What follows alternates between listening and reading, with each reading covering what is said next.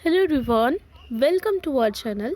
हम सॉल्व कर रहे हैं हमारी सोशोलॉजी की 1500 क्वेश्चन सीरीज़, जिसमें अभी तक आई गेस हमने 650 क्वेश्चन सॉल्व कर लिए हैं। उसके आगे के क्वेश्चंस को हम आज की वीडियो में सॉल्व करेंगे। तो पहला क्वेश्चन है आपकी स्क्रीन पर, नगरीय समाजशास्त्र का जनक किसे कहा जाता है? ऑप्शन देख लीजिए, Robert Redfield, George Simmel, Louis Wirth या फिर मैक्स वेबर। तो नगरीय समाजशास्त्र का जनक किसको कहते हैं? तो आंसर है इसका जॉर्ज सिमेल। यहाँ पर बी राइट हो जाएगा। अगला क्वेश्चन, जब किसी विशिष्ट क्षेत्र में कुछ लोग जाके एक जगह में बस जाते हैं और उनकी संस्कृति रहन सहन एक जैसी होती है तो उसको हम क्या कहते हैं?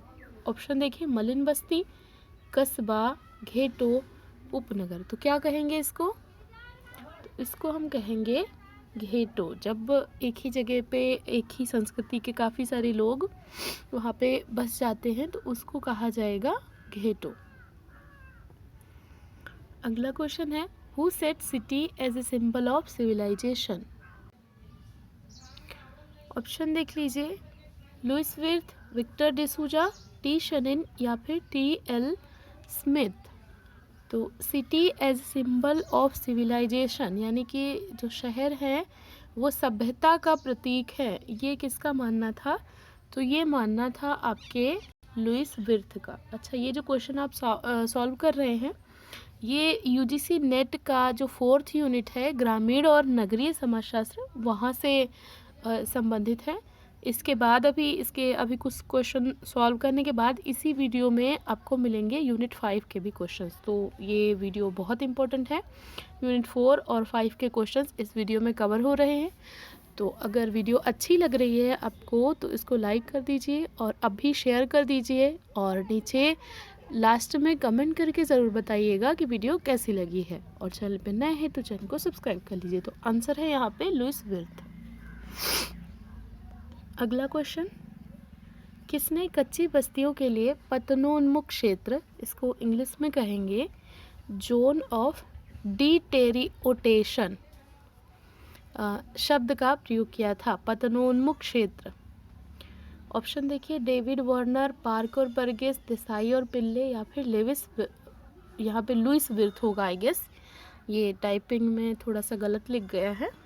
तो इसका जो राइट आंसर है वो है कच्ची बस्तियों के लिए पतनों उन्मुख क्षेत्र। ये जो कॉन्सेप्ट है ये दिया है पार्क और बर्गेस ने। यहाँ पर बी राइट हो जाएगा। अगला क्वेश्चन, किसने गंदी बस्तियों की संस्कृति को जीवन शैली कहा है? गंदी बस्तियों की जो संस्कृति है उसको जीवन शैली कहा। Marshall Clinard, David Hunter, T L Smith या फिर जॉन स्टुअर्ट। तो ये जो गंदी बस्तियां हैं इनको कहा कि एक तरीके की ये लाइफ स्टाइल होती है। तो ये कहा था आपके मार्शल क्लीनार्ड ने। ए यहाँ पर राइट हो जाएगा। नेक्स्ट क्वेश्चन देखिए, जेंट्रिफिकेशन टर्म किसने दिया था? Neil Smith, Ruth Glass, William Thomas, J S Mill. तो जेंट्रिफिकेशन ये जो टर्म है ये आपके जो रूथ ग्लास हैं इन्होंने दिया था। यहाँ पर बी राइट हो जाएगा, रूथ ग्लास। जेंट्रिफिकेशन ये क्या होता है अभी आगे के क्वेश्चन में आपको मिलेगा, तो आप ज़्यादा इसको बेहतर तरीके से समझ पाएंगे। नेक्स्ट क्वेश्चन देखिए, किसने अपनी पुस्तक regional plan of networks of its inverse में नेबरहुड यानी कि प्रतिवेशी इकाई शब्द का प्रयोग किया? हिंदी में कहेंगे प्रतिवेशी इकाई और इंग्लिश में बोलेंगे इसको नेबरहुड। तो नेबरहुड जो शब्द है वो किसने यूज़ किया था? बुक का नाम है उनकी regional plan of networks of its inverse. Option देखिए, क्लेरेंस ए पेरी, एरिज पैट्रिक, जॉन मिल्स या फिर विक्टर डिसूजा। तो कौन है इनमें से? राइट आंसर है क्लेरेंस ए पेरी। इन्होंने नेबरहुड जो शब्द है वो दिया था इसको हिंदी में बोलेंगे प्रतिवेशी इकाई। Next question, who said city is the gutter of civilization, यानी कि जो शहर है वो सभ्यता का इतना ज़्यादा पतन हो जाता है कि वो एक तरीके से गटर के जैसे है। तो city is the gutter of civilization, यहाँ पे लुइस विर्थ होगा, रॉबर्ट रेडफील्ड, लुइस मम्फोर्ड या फिर टी शेनन। तो city is the gutter of civilization, ये जो कॉन्सेप्ट है ये दिया है आपके लुइस मम्फोर्ड ने। इन्होंने ही तो जो शहरों के विकास की जो अवस्थाएं अलग अलग बताई हैं और अंत में बताया था कि एक ऐसी अवस्था आ जाएगी जहाँ पर बिल्कुल वो पतन जहाँ से उनका प्रारंभ होगा, फिर उसके बाद बिल्कुल एकदम नर्क के समान ऐसा कुछ हो जाएगा।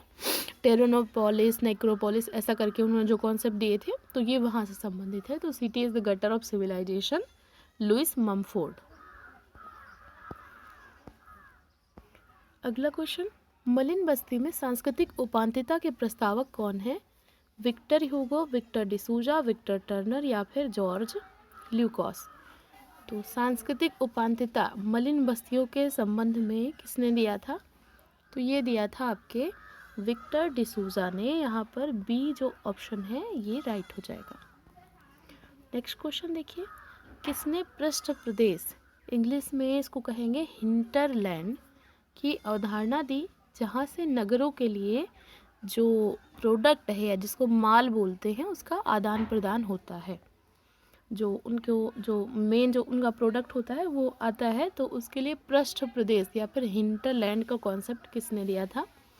आंद्रे एलिक्स, एफ.एच. ग्रीन, टी.एल. स्मिथ या फिर एडवर्ड हेल। पृष्ठ प्रदेश शहरों से संबंधित ये कॉन्सेप्ट किसने दिया? तो ये दिया है एफ.एच. ग्रीन ने। एफ.एच. ग्रीन, हिंटरलैंड, ऐसे याद कर लीजिए। अगला क्वेश्चन, अर्बन फ्रिंज या फिर नगरीय उपांत की अवधारणा किसने दी?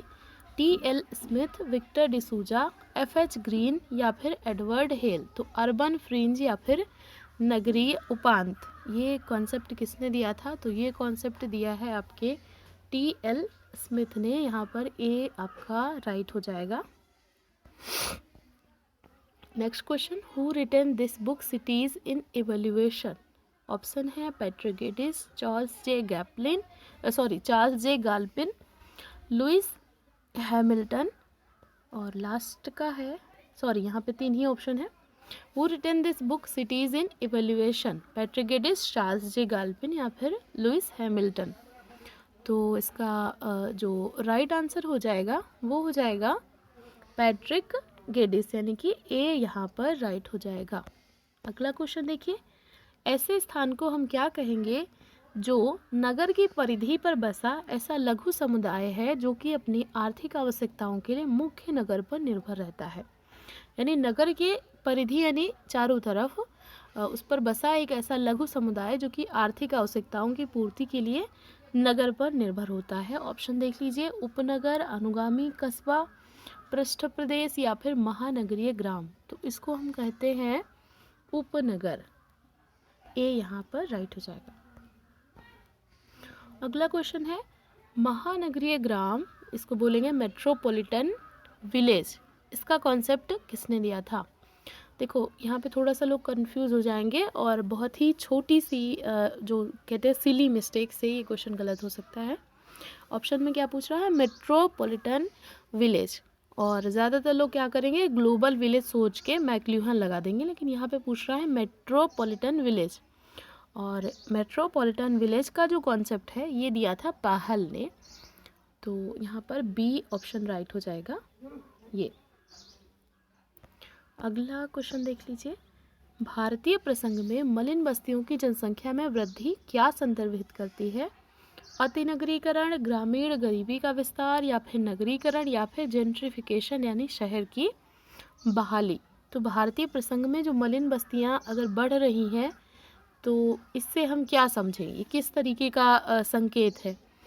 तो इसका मतलब है कि देखो अतिनगरीकरण हो रहा है, तो बहुत ज़्यादा अगर नगरीकरण हो रहा है तो वहाँ पर ज़रूरी नहीं है कि मलिन बस्तियाँ हो।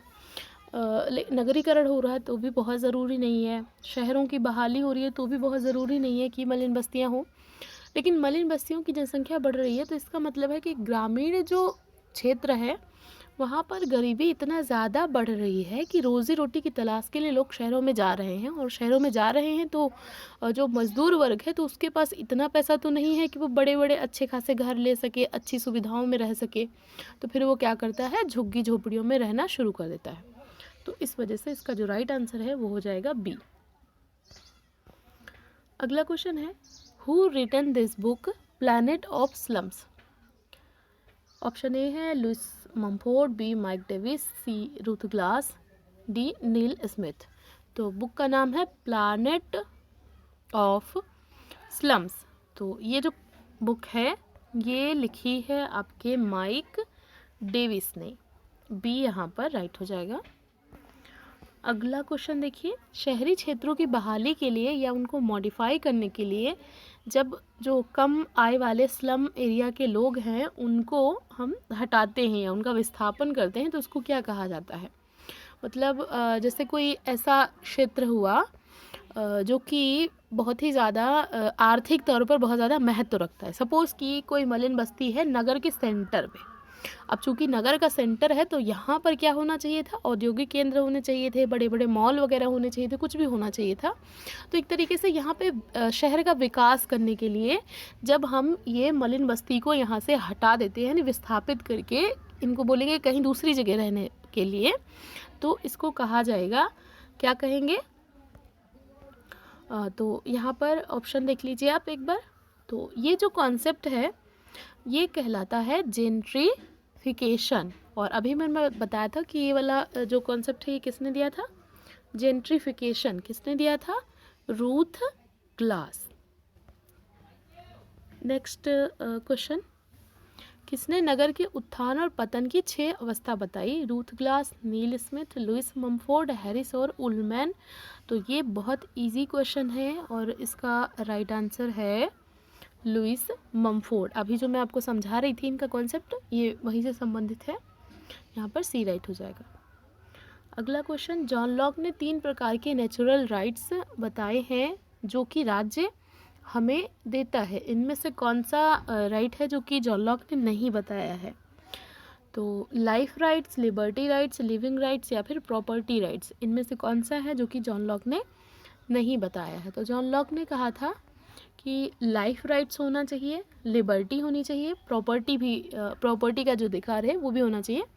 वो जीने के अधिकार का यानी लिविंग राइट्स की बात नहीं करते हैं। तो यहाँ पर सी यहाँ पे राइट हो जाएगा।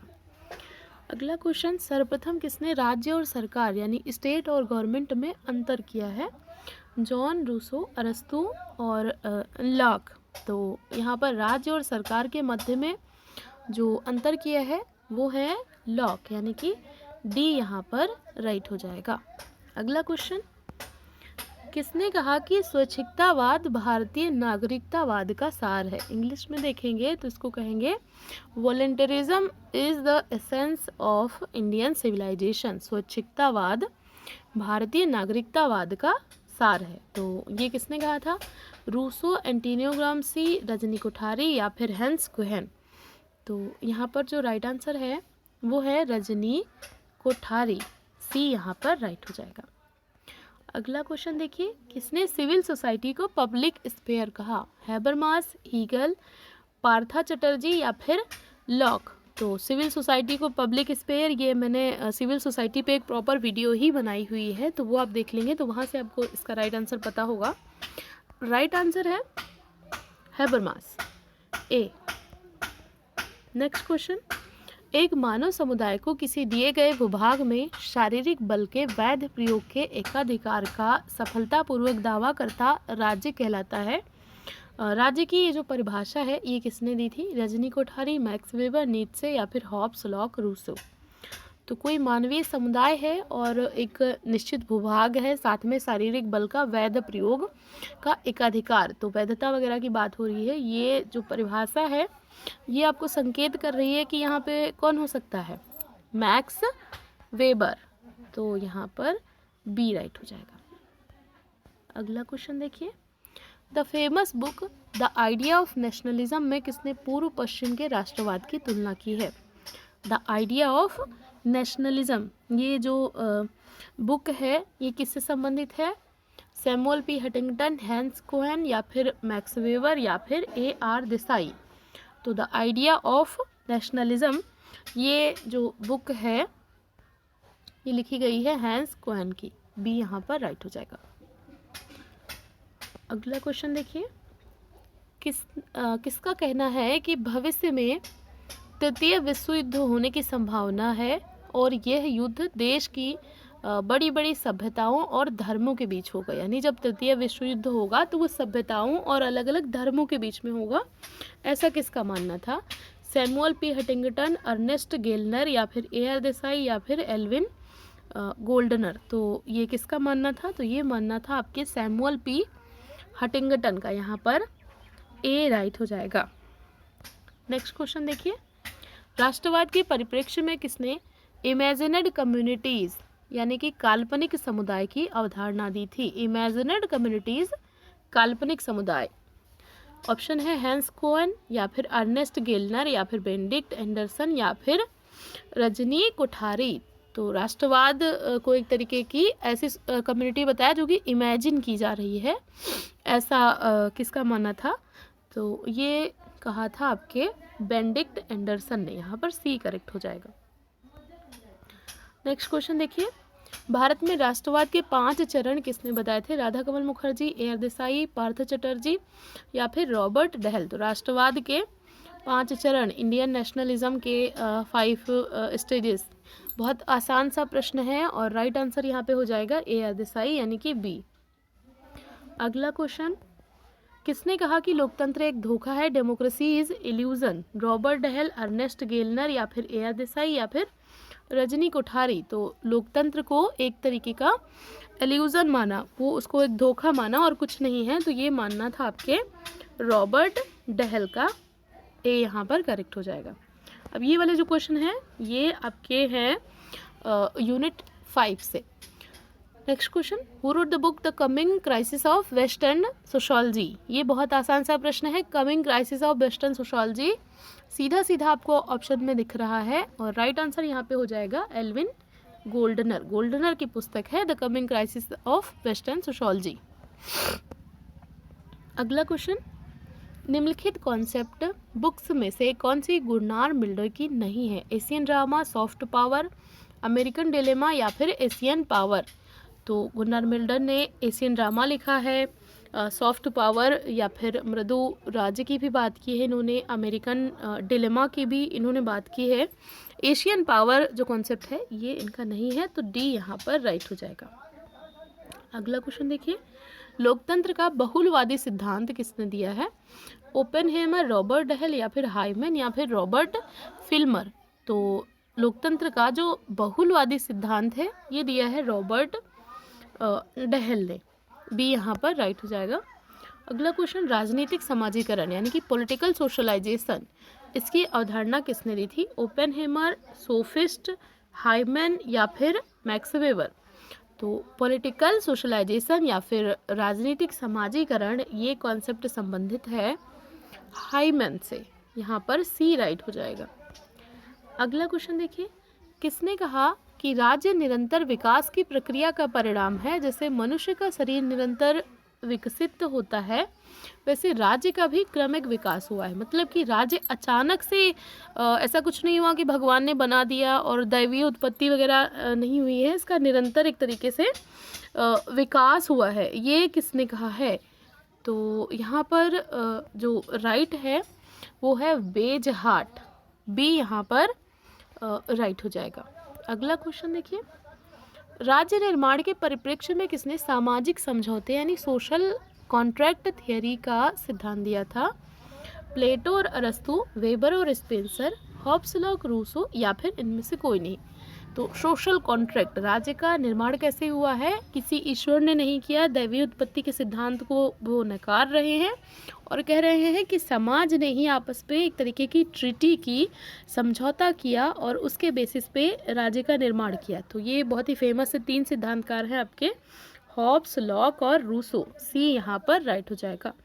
अगला क्वेश्चन देखिए, किसने कहा कि राज्य ना तो ईश्वर की सृष्टि, ना शारीरिक बल का परिणाम, ना ही किसी संविदा की कृति है, यह क्रमिक विकास से उदित एक ऐतिहासिक संस्था है। ऑप्शन देखिए, मैक्स वेबर, गार्नर, सोफिस्ट और हिटलर, या फिर स्टुअर्ट और जेलेनिक।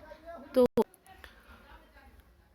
इसका जो राइट आंसर हो जाएगा वो हो जाएगा गार्नर, यानी कि बी यहाँ पर राइट हो जाएगा। अगला क्वेश्चन देखिए, who written the famous book the two treaties on government, Hobbes, Locke, अरस्तु या फिर रूसो। तो टू ट्रीटीज ऑन गवर्नमेंट, ये जो बुक है इसके लेखक हैं लॉक, यानी कि यहाँ पर बी ऑप्शन राइट हो जाएगा। अगला क्वेश्चन देखिए, राज्य की उत्पत्ति का किसने दैवीय सिद्धांत दिया, हॉब्स, लॉक, रूसो, या फिर प्लेटो, अरस्तु, या फिर जेलेनिक, स्टुअर्ट, रॉबर्ट फिल्मर, या फिर हेनरी मॉर्गन, या फिर हिटलर, या फिर सूफिस्ट। तो राज्य की उत्पत्ति का किसने दैवीय सिद्धांत दिया था? तो अभी मैंने आपको बताया था दैवीय जो सिद्धांत है ये जो है सामाजिक समझौते के सिद्धांत के एकदम अपोजिट है, और राज्य की दैवीय उत्पत्ति का सिद्धांत के समर्थक हैं आपके जेलेनिक, स्टुअर्ट, रॉबर्ट फिल्मर, यानी कि यहाँ पर सी आपका करेक्ट हो जाएगा। अगला question, who written the famous book citizenship as ruling class strategy, Michael Mann, Edgar Lane, Rajni Kothari, या फिर ग्रॉस। तो ये फेमस पुस्तक citizenship as ruling class strategy, ये इसके लेखक हैं माइकल मैन, यानी कि यहाँ पर ए ऑप्शन जो है ये करेक्ट हो जाएगा। आपको थोड़ा सा पीछे से नॉइज़ आ रहा होगा तो उसको थोड़ा सा अवॉइड करने की कोशिश करिएगा। मैं थोड़ा सा अभी यहाँ पे ऐसी जगह पे शूट कर रही हूँ तो ये थोड़ा सा नॉइजी प्लेस है, तो प्लीज़ थोड़ा सा एडजस्ट करिएगा। अगला क्वेश्चन देखिए, भारत में दबाव समूह पर गहन अध्ययन किसने किया, रजनी कोठारी, मैरिस डुबर्गर, टी.एच. मार्शल, या फिर हेंस क्वेहन। तो जो दबाव समूह का जो कॉन्सेप्ट है ये भारत में किसने दिया था, तो भारत का पूछ रहा है, तो इसका हो जाएगा रजनी कोठारी, यानी कि ए ऑप्शन जो है ये आपका राइट हो जाएगा। अगला क्वेश्चन देखिए, welfare of parents and senior citizen act कब आया? वेलफेयर ऑफ पेरेंट्स यानी कि जो सीनियर सिटीजन हैं उनका भी कल्याण किया जाए, उनके लिए एक एक्ट बनाया गया था, तो वो कब आया था? 2005, 2009, 2007 या फिर 2014। तो ये आया था 2007 में। सी यहाँ पर करेक्ट हो जाएगा। बहुत इंपॉर्टेंट सा है कि अगर कोई सीनियर सिटीज़न है और उनके साथ उनका बेटा बहू या कोई भी कुछ भी अन्याय कर रहा है या उनका शोषण कर रहा है, उनको मार पीट रहा है, तो उनके लिए एक एक्ट है welfare of parents and senior citizen. तो ये आया था 2007 में। ये यहाँ पर सी राइट हो जाएगा। अगला क्वेश्चन है, किसने सिविल सोसाइटी को राजनीतिक समुदाय न मानकर गैर राजनीतिक संगठन माना है? ऑप्शन देखिए, अरस्तु, हीगल, प्लेटो या फिर रूसो। तो सिविल सोसाइटी को राजनीतिक समुदाय नहीं माना बल्कि एक तरीके का अराजनीतिक संगठन है। ये कौन मानता है? तो ये मानते हैं आपके हीगल, यानी कि बी यहाँ पर राइट हो जाएगा। अगला क्वेश्चन देखिए, किसने कहा सिविल सोसाइटी बुर्जुआ वर्ग के संरक्षण का माध्यम है? हीगल, ग्रामसी, प्लेटो और अरस्तु। तो ये सिविल सोसाइटी को बुर्जुआ वर्ग का संरक्षण करते हुए ऐसा किसने माना था? तो ये मानना था आपके ग्रामसी का, और हेजीमनी का कॉन्सेप्ट भी इन्होंने दिया था। यहाँ पर बी राइट हो जाएगा। नेक्स्ट क्वेश्चन देखिए, निम्नलिखित में से कौन सा राज्य का तत्व नहीं है? भौगोलिक क्षेत्र, निश्चित जनसंख्या, विधानसभा या फिर संप्रभुता। तो ये भी इजी सा है। भौगोलिक क्षेत्र, निश्चित जनसंख्या, संप्रभुता, ये तीनों ही होने चाहिए, लेकिन विधानसभा जो है ये अनिवार्य नहीं है। हो तो भी ठीक है, और अगर नहीं भी है तो भी हम उसको राज्य कहेंगे, क्योंकि कई जगहों पे जो राजतंत्र होता था तब ये सब संस्थाएं नहीं होती थी, लोकतांत्रिक संस्थाएं, तब भी वो राज्य कहलाता था। तो सी यहाँ पर अनिवार्य नहीं है। नेक्स्ट क्वेश्चन देखिए, निम्नलिखित में से कौन सा कार्य दबाव समूह का नहीं है? सरकार की नीतियों में परिवर्तन लाने के लिए दबाव बनाना, राजनीति में वोट के साथ भागीदारी करना, राजनीतिक पार्टियों को सपोर्ट और फंडिंग करना, या फिर इनमें से कोई नहीं। तो कौन सा दबाव समूह का कार्य नहीं है? तो देखो, जो सरकार की नीतियों में परिवर्तन लाने के दबाव बनाना, ये तो मुख्य कार्य होता है, और सपोर्ट और फंडिंग वगैरह भी वो कर सकती हैं, लेकिन वोट तो करेंगी लेकिन भागीदारी नहीं करती। दबाव समूह का मतलब ही यही है कि वो सरकार में नहीं है, लेकिन सरकार पे प्रभाव बनाए हुए हैं और उनको अफेक्ट कर रही हैं उनके डिसीजन मेकिंग में, तो भागीदारी नहीं करती हैं। तो ये वाला नहीं होगा, बी यहाँ पे राइट हो जाएगा। अगला क्वेश्चन, ऐसे समूह जो राजनीति के परिप्रेक्ष्य में सरकार की नीतियों को बदलने के लिए सरकार पर दबाव डाले, तो उसको हम क्या कहेंगे? हित समूह, दबाव समूह, विपक्षी समूह, या फिर राजनीतिक समूह? तो इसको हम कहेंगे दबाव समूह। अभी मैंने बताया था ना कि ये दबाव बनाती है और सरकार में भागीदारी नहीं करती, मतलब सीधे तौर पर वो गवर्नमेंट में नहीं होती हैं, लेकिन फिर भी गवर्नमेंट को बहुत ज़्यादा इफेक्ट करती हैं। ये कई तरीके की संस्थाएं हो सकती हैं। नेक्स्ट क्वेश्चन है, भारत में मजदूर संघ ट्रेड यूनियन पर गहन अध्ययन किस भारतीय समाजशास्त्री ने किया था? एस डांगे, वाईपी दामले, रजनी कोठारी, या फिर AR देसाई? तो भारत में जो मजदूर संगठन है ट्रेड यूनियन, इस पर गहन अध्ययन तो किसने किया था? तो ये किया था YV दामले। यहाँ पर YP नहीं होगा, YV होना चाहिए, YV दामले। यहाँ पर बी जो ऑप्शन है वो राइट हो जाएगा। अगला क्वेश्चन है, निम्नलिखित पुस्तकों में से कौन सी पुस्तक रजनी कोठारी की नहीं है? State and nation building, rethinking democracy, social movement as temporary public space, politics in India? तो रजनी कोठारी की बुक्स में से कौन सी इनकी नहीं है? तो यहाँ पर पॉलिटिक्स इन इंडिया इनकी है, रीथिंकिंग डेमोक्रेसी इनकी है, स्टेट एंड नेशन बिल्डिंग इनकी है, लेकिन social movement as temporary public space ये इनकी नहीं है। सी यहाँ पर राइट हो जाएगा। अगला क्वेश्चन देखिए, किस कमीशन ने सर्वप्रथम सामाजिक और शैक्षणिक रूप से पिछड़े हुए लोगों को आरक्षण देने की बात कही है? कौन सा कमीशन आया था हमारे देश में जिसने पिछड़ा वर्ग को सामाजिक शैक्षणिक तौर पर आरक्षण देने की बात की है? मंडल कमीशन, काका Kalelkar commission, Hunter commission, Tendulkar commission? तो यहाँ पर राइट हो जाएगा मंडल कमीशन, क्योंकि इन्होंने आरक्षण की बात की थी। मंडल कमीशन।